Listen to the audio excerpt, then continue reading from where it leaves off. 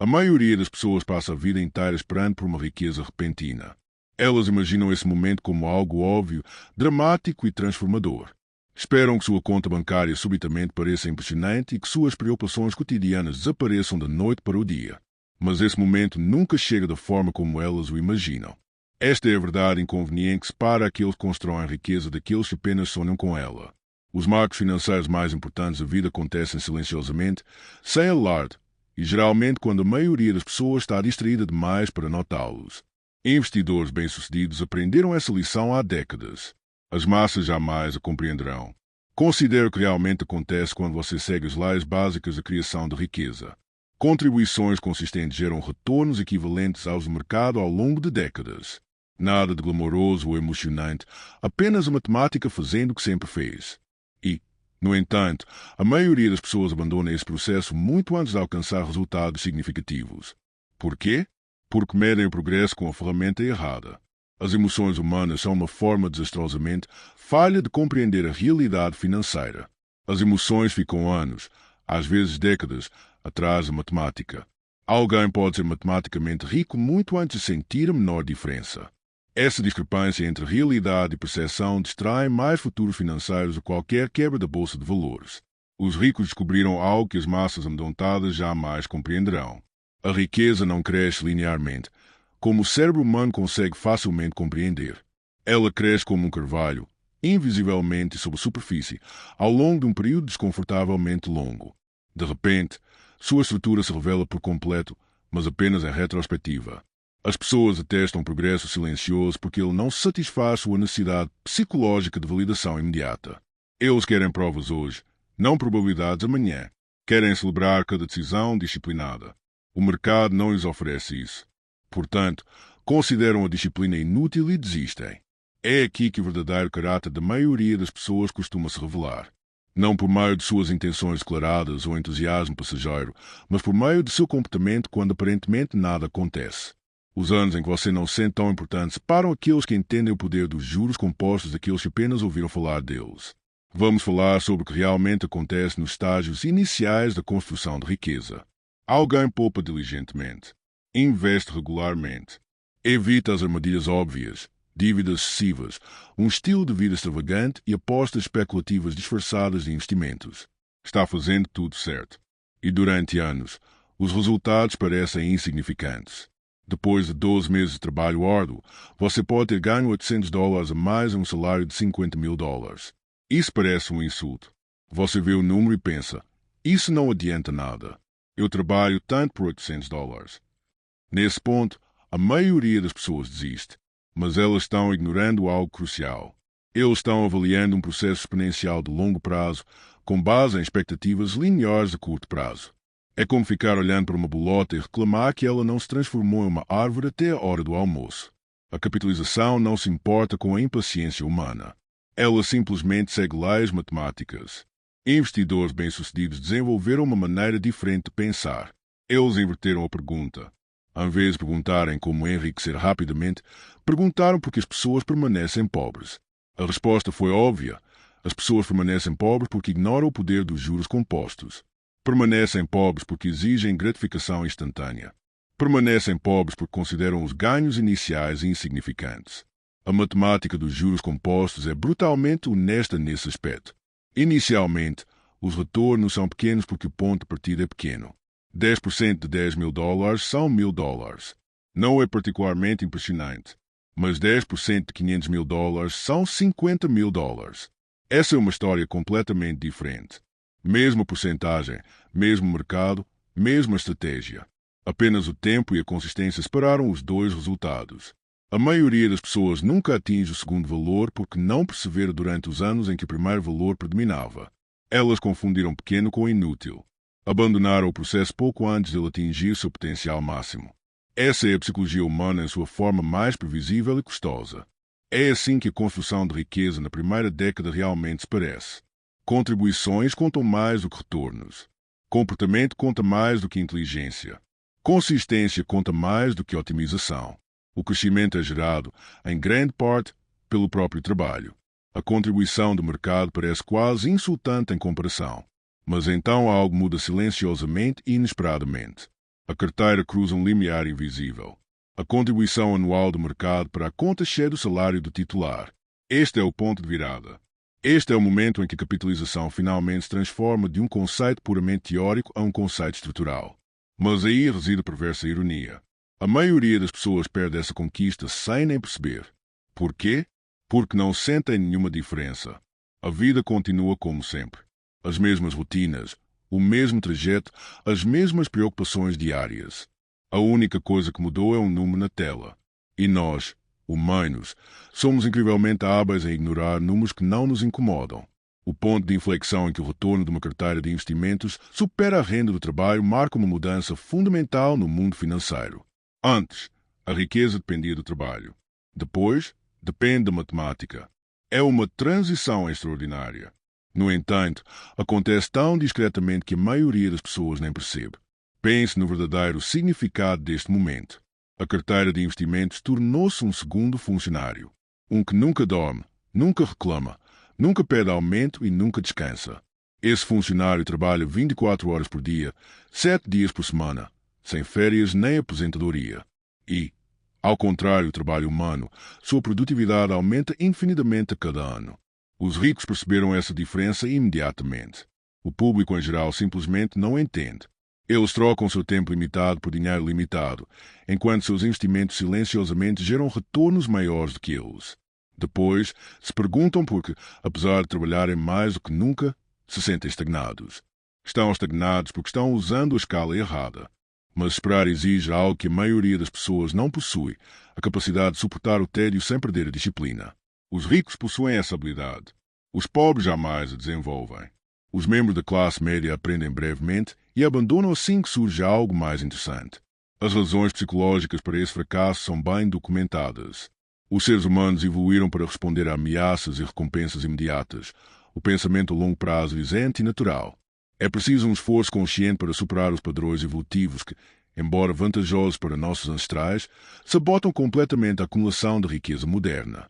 É por isso que investidores bem-sucedidos muitas vezes parecem emocionalmente distantes de seus portfólios. Mas não são. Eles simplesmente mensuram o progresso dentro do prazo correto. Compreendem que as flutuações diárias são irrelevantes. Os retornos mensais nos dizem pouco. Mesmo os retornos anuais podem ser enganosos. Somente padrões de 10 anos revelam a verdade.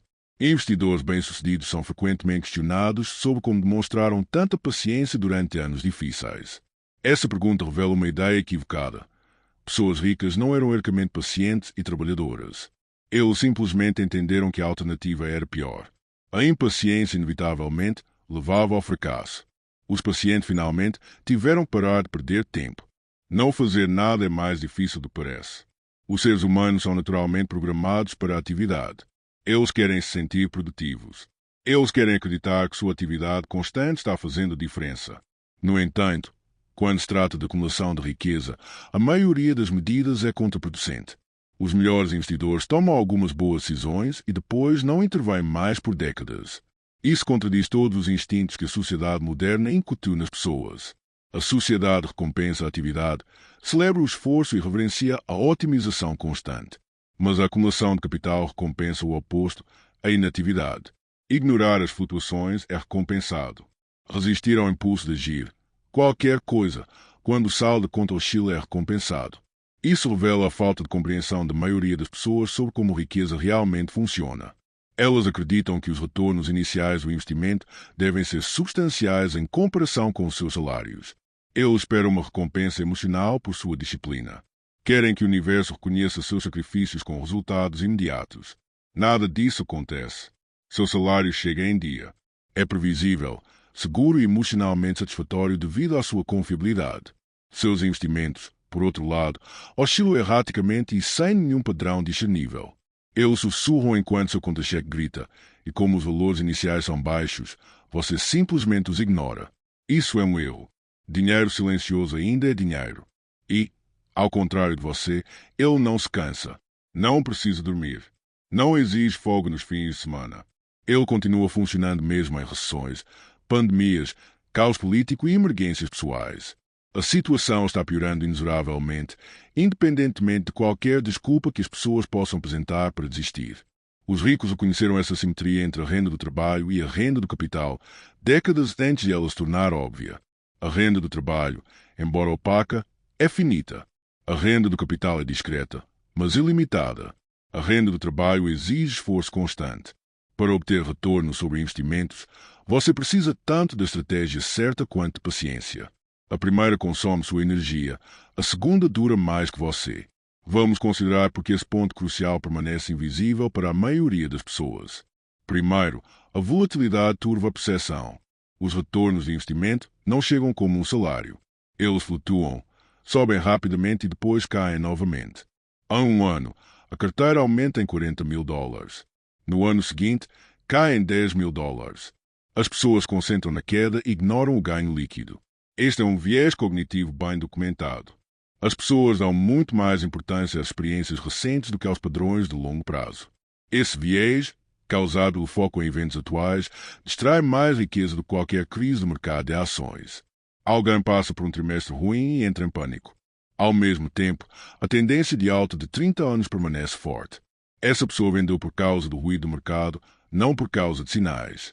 Em segundo lugar, as pessoas estão tão ocupadas com suas vidas diárias que nem percebem esse marco. Elas se deslocam para o trabalho, têm obrigações, cumprem compromissos, fazem compras e vivenciam todo o estresse exigente da vida moderna. Assim, o dinheiro em suas carteiras continua a crescer despercebido.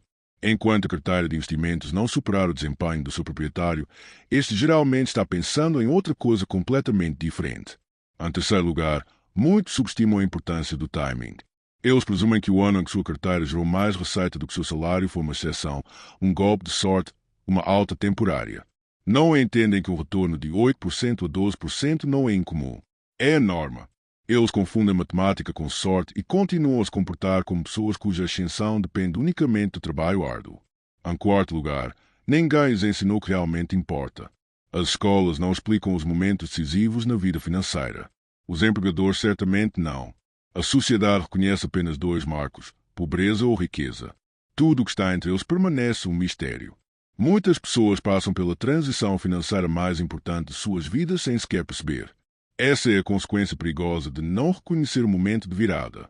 Aqueles que não percebem quando seu portfólio está rendendo mais do que o esperado continuam tomando decisões como alguém cuja riqueza ainda depende do trabalho. Trabalham demais. Se submetem ao estresse. Correm riscos desnecessários. Você está se agarrando a empregos que poderia largar. Está agindo como a versão mais pobre de si mesmo, mesmo que a versão mais rica já esteja investida na sua conta poupança. Essa ignorância custa mais caro do que qualquer queda do mercado. Se você não reconhecer que a capitalização tomou conta, é muito mais provável que você interfira nela. Eles podem sacar demais. Podem entrar em pânico e vender quando os preços flutuarem. Podem investir em ativos especulativos sem valor porque estão entediados. Estão sabotando o sistema, justamente quando ele finalmente começa a engrenar. Vamos falar sobre algo que ninguém menciona.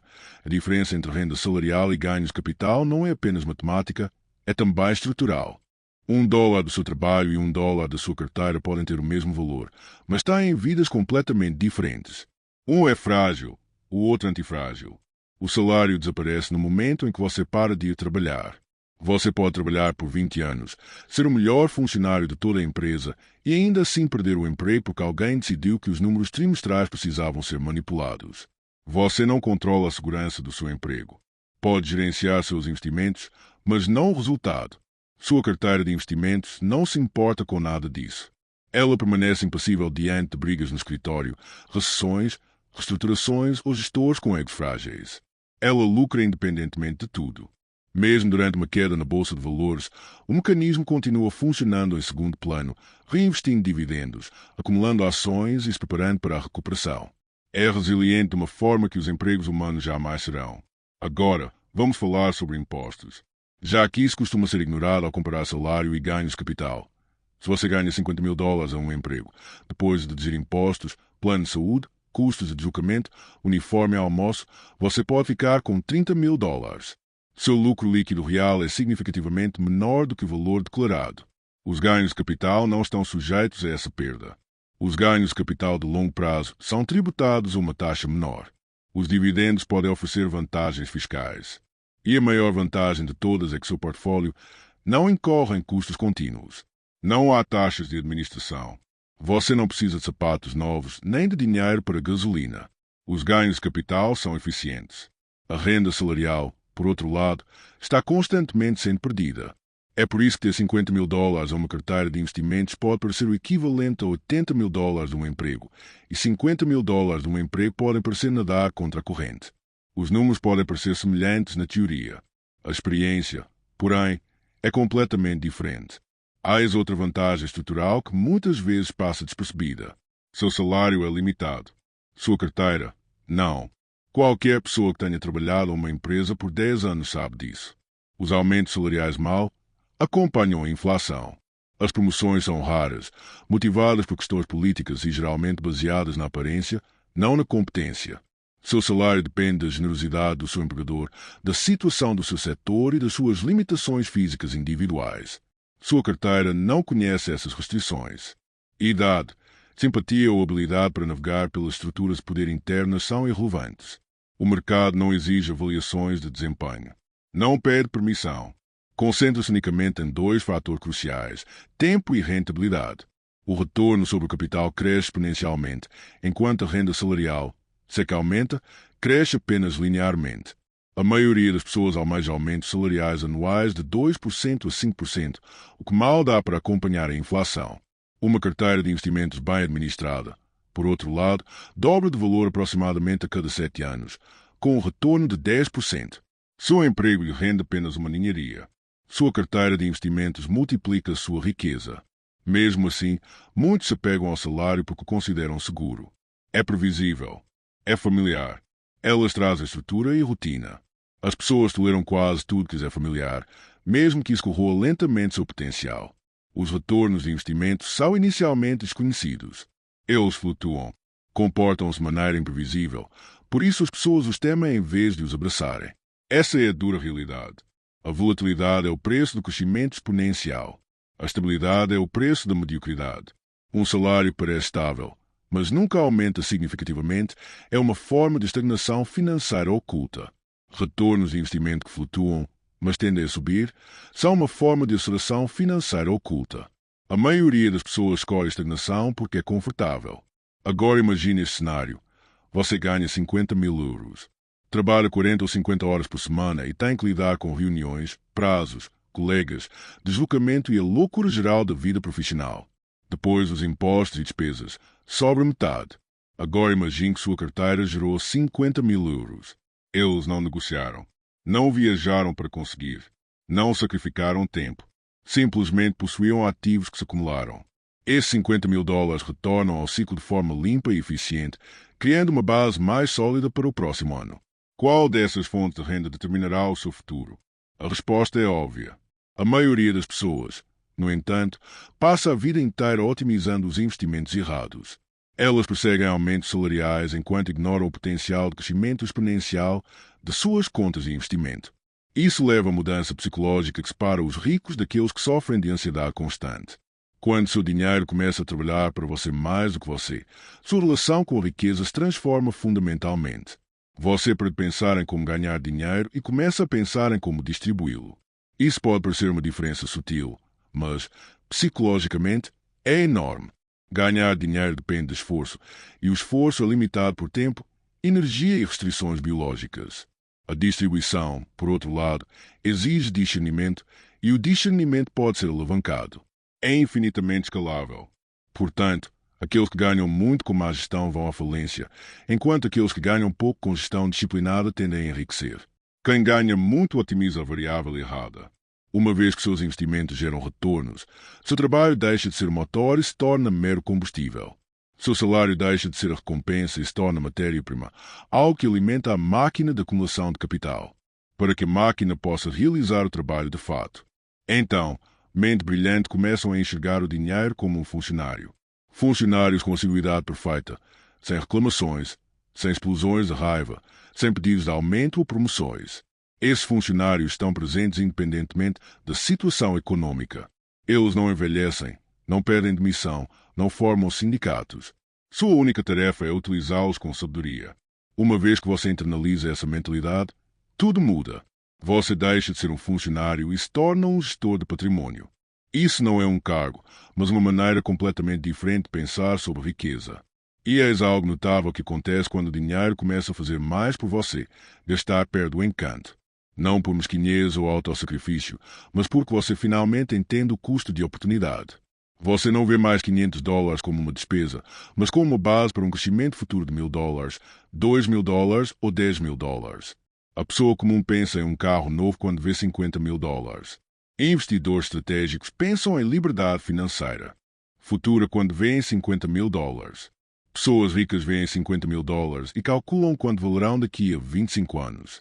Os números mudam. As mentalidades estão mudando rapidamente. A capitalização está se transformando de mera teoria em uma realidade profundamente sentida. A maior mudança psicológica não é a empolgação, mas o alívio. De repente, você tem opções. Você não depende mais inteiramente de um único empregador. Você não tem mais medo das flutuações do mercado. Você não vê mais o trabalho como um fardo. Você não confunde mais renda com segurança. Quando os investimentos assumem a maior parte do trabalho, sua vida diária se torna mais fácil. Não porque o trabalho em si muda, mas porque sua dependência dele muda. Você pode se afastar quando as coisas se complicam. Pode negociar sem medo. Pode recusar ofertas que não sejam adequadas para você. Pode planejar sua vida em vez de apenas reagir aos acontecimentos. A riqueza não garante luxo, mas sim controle. Nada transforma a psique de uma pessoa mais rapidamente do que a percepção de que ela não precisa mais permissão para viver a vida de acordo com seus próprios desejos. No início da busca por riqueza, almeja-se a valorização das ações, um emprego estável e uma renda maior. Mas a esperança é para aqueles que não têm poder de barganha. Assim que seu dinheiro começa a gerar rendimentos, você para de esperar e começa a desenvolver uma estratégia. Você pensa em probabilidades, posicionamento, alocação, minimização de riscos e eficiência tributária. Você pensa de forma estruturada em vez de emocional. Você não é mais guiado por emoções. Você não busca mais atalhos. Você não busca mais soluções milagrosas. Porque, assim que o poder dos juros compostos lhe rende mais do que seu salário, você finalmente entende o verdadeiro segredo. Você não precisa de emoções. Você precisa de consistência. Não precisa de genialidade. Precisa de disciplina. Não precisa de complexidade. Precisa de tempo. Quando o dinheiro trabalha mais do que você, a maior transformação acontece. Você não mede mais a prosperidade pelos seus ganhos, mas sim pelo pouco esforço que precisa fazer para obtê-los. Você não mede mais o sucesso pelo salário, mas sim pela sua autonomia. Este é o momento em que as pessoas passam da maturidade financeira para a sabedoria financeira. A maioria nunca atinge esse patamar. Muitas se matam de trabalhar porque nunca permitem que o dinheiro os controle. Mas a minoria que alcança esse marco psicológico descobre algo oculto do resto do mundo. Sua carteira não é apenas um número. É parte de você.